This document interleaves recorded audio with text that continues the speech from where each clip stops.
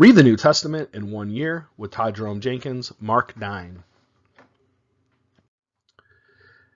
And he said to them, "Truly I tell you, some who are standing here will not taste death before they see that the kingdom of God has come with power." After 6 days, Jesus took Peter, James, and John with him and led them up a high mountain, where they were all alone. There he was transfigured before them.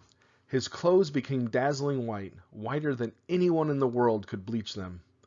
And there appeared before them Elijah and Moses, who were talking with Jesus. Peter said to Jesus, "Rabbi, it is good for us to be here. Let us put up 3 shelters, one for you, one for Moses, and one for Elijah."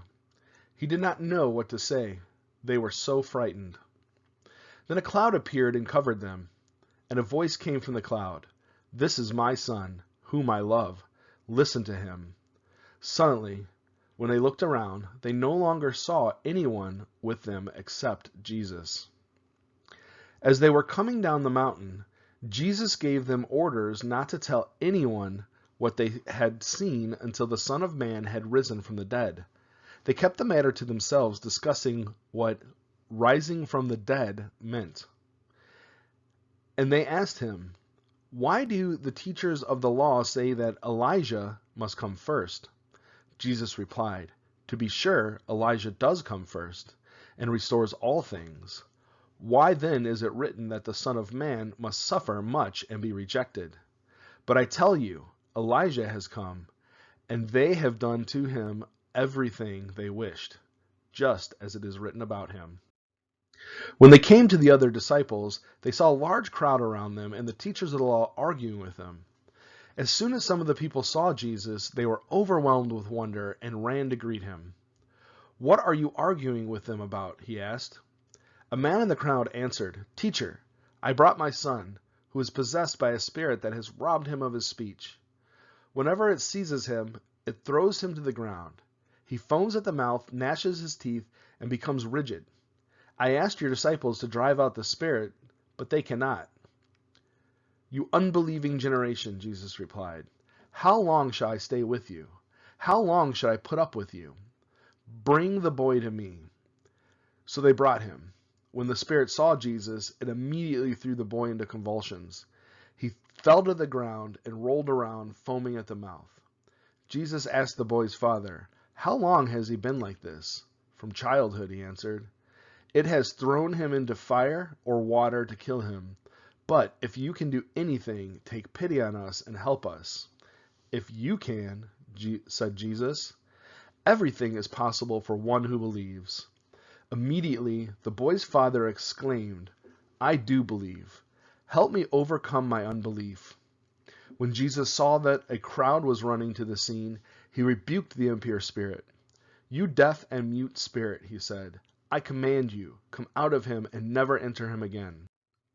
The spirit shrieked, convulsed him violently, and came out. The boy looked so much like a corpse that many said, "He's dead."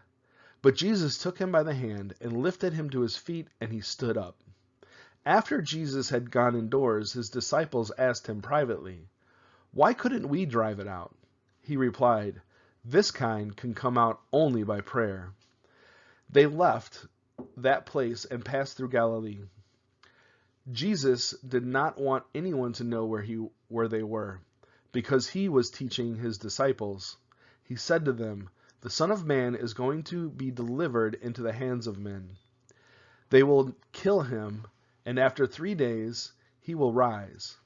But they did not understand what he meant and were afraid to ask him about it. They came to Capernaum. When he was in the house, he asked them, "What were you arguing about on the road?" But they kept quiet, because on the way they had argued about who was the greatest. Sitting down, Jesus called the 12 and said, "Anyone who wants to be first must be the very last and the servant of all." He took a little child whom he placed among them. Taking the child into his arm, he said to them, "Whoever welcomes one of these little children in my name welcomes me, and whoever welcomes me does not welcome me, but the one who sent me." "Teacher," said John, "we saw someone driving out demons in your name, and we told him to stop, because he was not one of us. Do not stop him, Jesus said. For no one who does miracles in my name can in the next moment say anything bad about me. For whoever is not against us is for us. Truly, I tell you, anyone who gives you a cup of water in my name because you belong to the Messiah will certainly not lose their reward.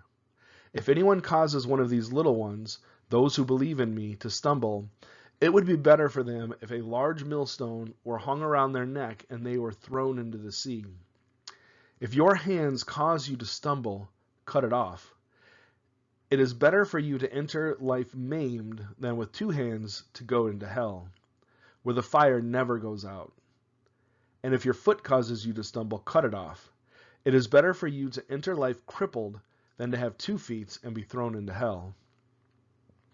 And if your eyes cause you to stumble, pluck it out.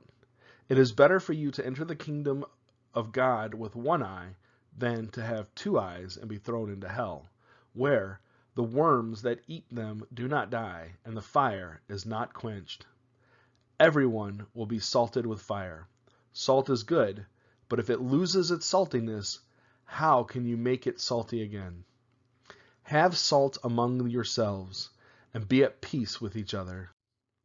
You can visit us at disciplesrevival.org to see more about what we're doing. Hit that subscribe button, the bell notification, so you know when we post new content. Give it a thumbs up, and share this with someone else because what you think matters.